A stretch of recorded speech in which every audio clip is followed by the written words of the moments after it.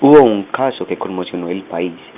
Ubicado al oriente de Antioquia, Guarne cuenta con 50.797 habitantes y 151 kilómetros cuadrados de terreno. Hojas Anchas es una de las 34 veredas que tiene el municipio, lugar el cual Jaime Iván Martínez Betancourt, hombre de 44 años de edad, cometió 4 asesinatos imputados y judicializados por la Fiscalía 19 especializada en Medellín, pero al parecer hay otros crímenes sin esclarecer. Esta es una investigación sobre cuál fue el cubrimiento noticioso que los impresos nacionales Cubo y El Tiempo le dieron a los homicidios perpetrados por Jaime Iván el pasado 25 de enero del 2016.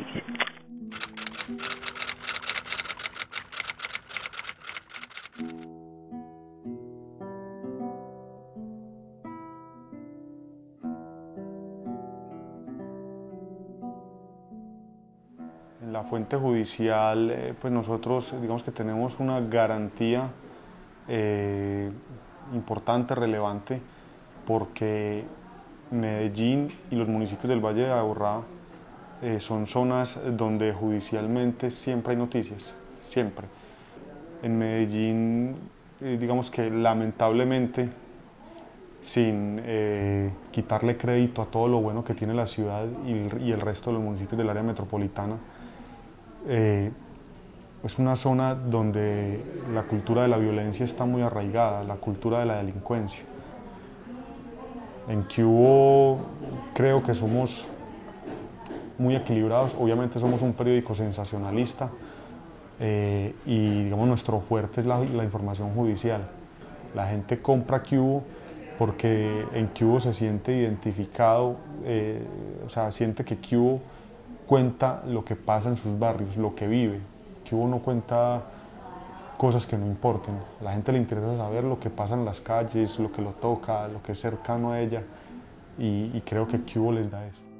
En El Tiempo nadie está obligado a escribir como el editor le diga o como lo que tú dices, como El Tiempo considere que debe ser, porque como además El Tiempo no es solo judicial, El Tiempo digamos que abarca muchos otros temas, pero no hay una coacción ahí. Las políticas de los medios de comunicación, grandes, pequeños, son en pro de contar una verdad, porque hace parte de la responsabilidad que tenemos los periodistas de contar lo que sucede, contar lo que pasa en las ciudades, en los barrios, informarle a la gente. Pero también tenemos la responsabilidad ética y social de no hacer apología al delito.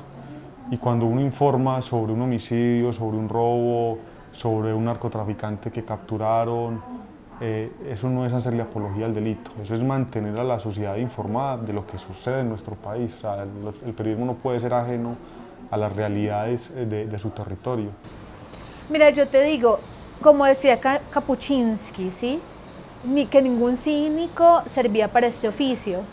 Entonces ninguna persona que éticamente no es correcta, ninguna persona que no piensa en el dolor ajeno, una persona que no piensa en el dolor ajeno, que no es una persona ética y que es un cínico, no puede servir para ser periodista, porque de una vez va a coger un caso como, pues de una forma amarillista, de una forma dramática, tratando de impresionar al lector. Pues es que toda información que esté en una noticia, en una crónica, en un reportaje debe ser totalmente veraz.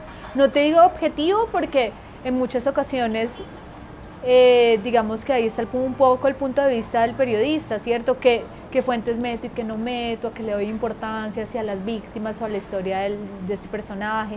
Pero todo tiene que ser veraz.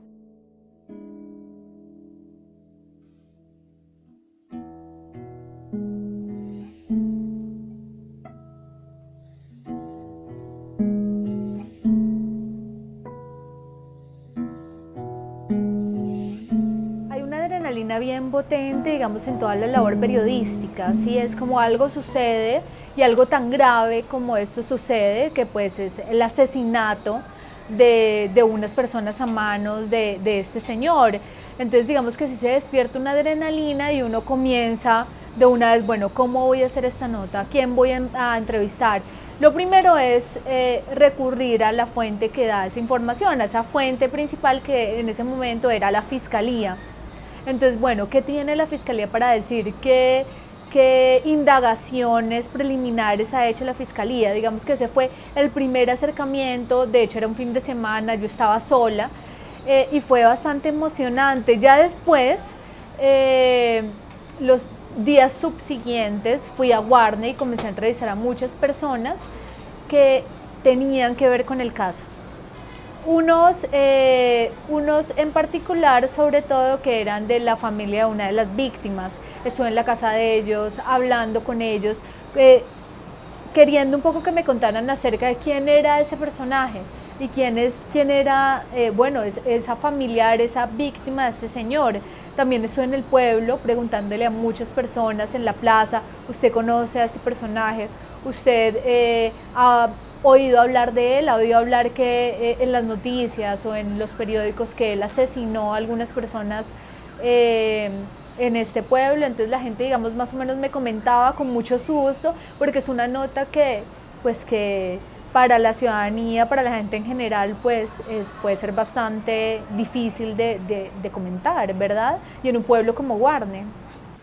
Doctor, ¿hasta qué punto, si bien los periodistas gozamos con el artículo 20, donde está el derecho a informar, también los periodistas debemos, en la autorregulación de la deontología periodística, el derecho a no informar?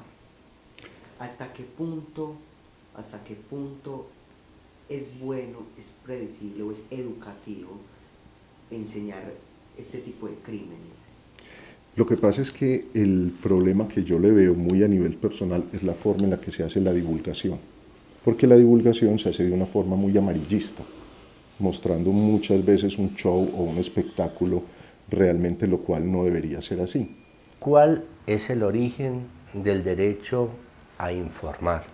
¿Y de dónde nace el derecho que tiene la población a ser informada?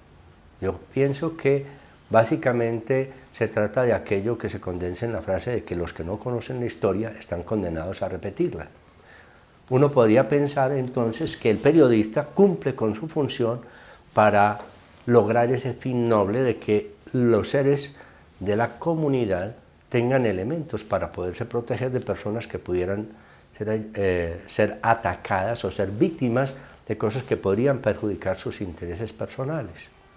Pero no siempre el periodista alude o apunta, digámoslo así, a ese fin noble. También puede estar pensando en suscitar las emociones de los que lo escuchen.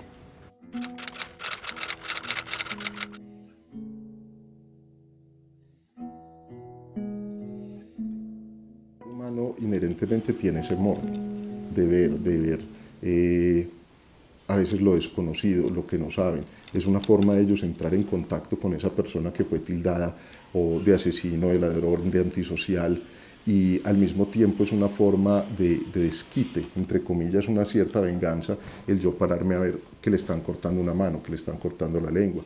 El psicoanálisis ha esclarecido con el término goce. Primero Freud pensó en el principio del placer-displacer, o sea, tratamos de buscar placer y huir del displacer, pero después tiene que revisar su teoría mostrando algo que los fenómenos que se le presentaban a su experiencia hablaban de manera más que elocuente.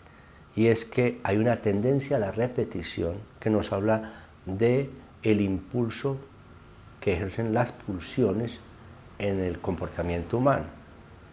Entonces, a veces hay una tendencia a repetir, a buscar satisfacción incluso en el displacer. Por ejemplo, en un fenómeno como las imágenes del 11 de septiembre de 2001, me parece que fue el ataque de las Torres Gemelas, veíamos de manera insistente cómo caían los cuerpos al vacío. Y Uno puede preguntarse, ¿qué satisfacción derivamos nosotros de esas imágenes tan grotescas y tan dolorosas cada vez que se repite la imagen? ¿Y por qué se repite de manera insistente?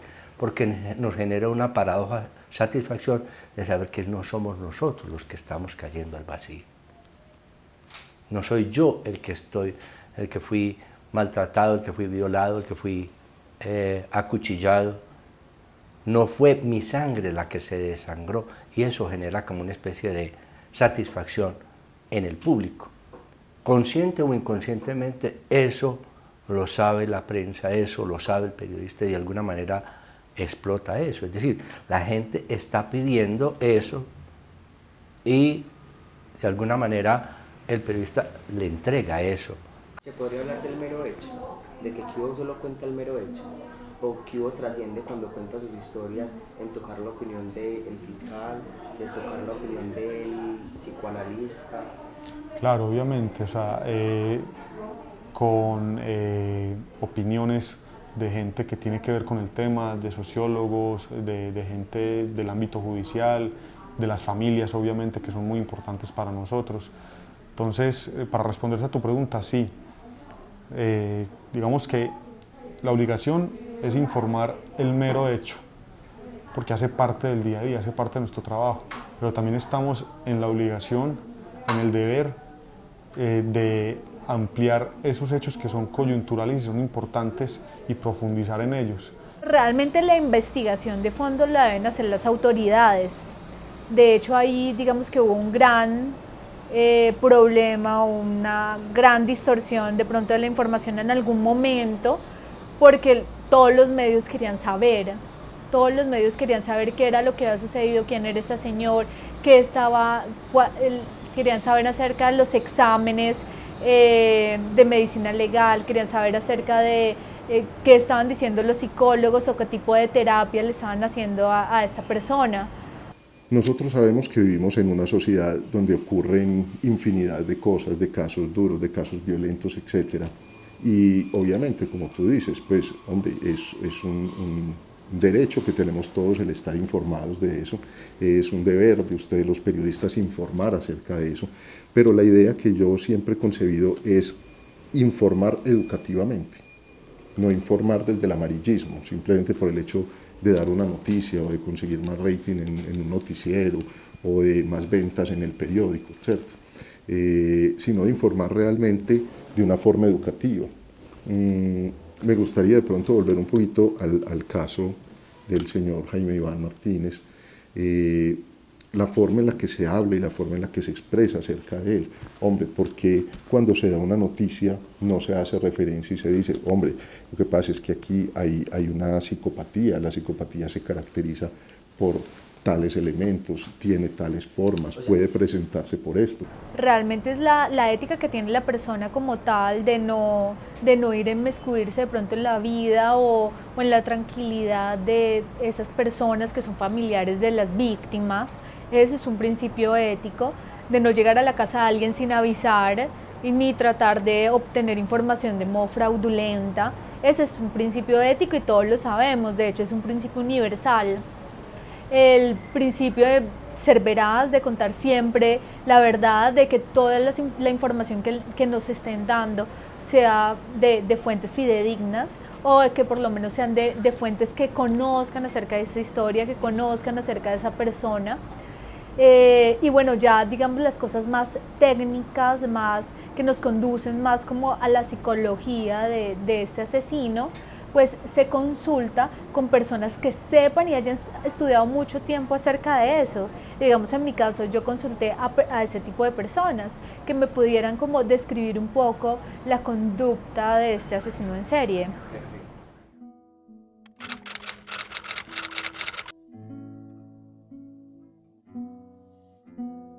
Bueno, digamos que yo creo que el periodismo se hace no por realzar a la persona que ha cometido un crimen, al victimario, sino por, de hecho, hacerle de cierta manera honor a la vida de las personas que fueron asesinadas, ¿cierto? A las víctimas. Entonces, vale la pena contar una historia porque detrás de esa historia, detrás de ese asesino en serie, hay unas personas, hay unos seres humanos que merecen una dignificación, y merecen, digamos, que sus vidas se cuenten y que haya justicia. Y eso se puede hacer desde la historia. Eso se puede hacer desde la narración, desde la historia. La gente, cuando suceden este tipo de cosas, necesita también hablar. Los familiares de la víctima necesitan contar esa historia. ¿Quién era la persona a la que asesinaron? ¿Quién era mi familiar? Era una persona especial, lo queríamos, va a hacer falta. Digamos que todo eso es una forma de dignificar a la persona y de cierta manera darle vida también después de la muerte. Puede sonar un poco poético, pero claro, lo que tú dices, digamos, sí, esa historia se describe desde el morbo, desde el asesinato como tal, lo que sucedió, pues sí, queda muy corta porque no hay un contexto, quiénes eran las personas asesinadas, quiénes eran las víctimas, qué querían en la vida, qué se dedicaban, ¿cierto? Sino que queda solamente como desde el lado del crimen y de toda la tragedia, ¿cierto? Un poco el amarillismo y un poco la falta de ética de la que hablábamos. Tenemos como política, por ejemplo, no publicar suicidios. Vos ahorita tocabas un tema sobre incentivar. No los publicamos por eso, porque los suicidios sí está comprobado científicamente que cuando un medio de comunicación reproduce una noticia de un suicidio, las personas que tienen ideas suicidas tienden a animarse, a incentivarse. Entonces, por ejemplo, en ese sentido, como política en el colombiano no publicamos suicidios. Eso también depende pues como de la situación que se presente. Entonces, precisamente, volvemos al tema que tocábamos ahora, de ese morbo que tenemos los seres humanos como para meternos, para conocer, inclusive crear ídolos o patrones, ¿cierto? Yo quiero ser como él, yo quiero ser, ¿cierto? Pero ahí es donde viene lo importante, el empezar a concientizar a la sociedad acerca de todo ese tipo de cosas que están pasando, pero de una forma educativa, ¿cierto? Para que precisamente este tipo de personas no se vuelvan un ideal de nuestros niños, ni se vuelvan un personaje a seguir, ni se vuelvan un modelo como tal, ¿cierto? Entonces, por eso es importante que los mismos medios empiecen a hacer esa parte de ese trabajo. Bueno, de alguna manera hay una cierta tendencia en el hombre a imitar, pero no imitamos todo lo que vemos. De alguna manera uno imita algo con lo que uno puede identificarse. Entonces, cuando hay alguien que tiene alguna tendencia latente a suicidarse, la noticia misma puede ir alentando el pasaje al acto suicida. No es que sea que la noticia provoque el suicidio, pero alienta, y por eso pueden incrementar la frecuencia de suicidios. De hecho, no es casual que en mi juventud, por ejemplo, la gente se suicidaba tirándose del Palacio Nacional y ahora todo el mundo se tira al metro, a pesar de que el metro guarda un silencio y la mayoría de los medios de comunicación guardan silencio frente a ese tipo de fenómenos. Pero eso tarde que temprano se termina sabiendo. Si tuvieran más publicidad, a lo mejor habría más efecto de contagio y más incidencia de suicidios.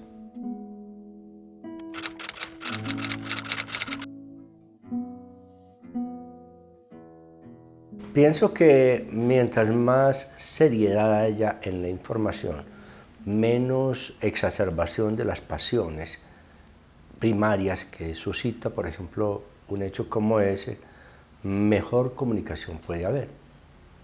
Inclusive, fíjense cómo actualmente la indignación que suscitan, por ejemplo, los delitos de abuso sexual con niños que muchas veces llegan al homicidio, como algunos que recientemente han sido transmitidos por la prensa nacional, que han alentado, por ejemplo, iniciativas legislativas como la de aumentar las penas,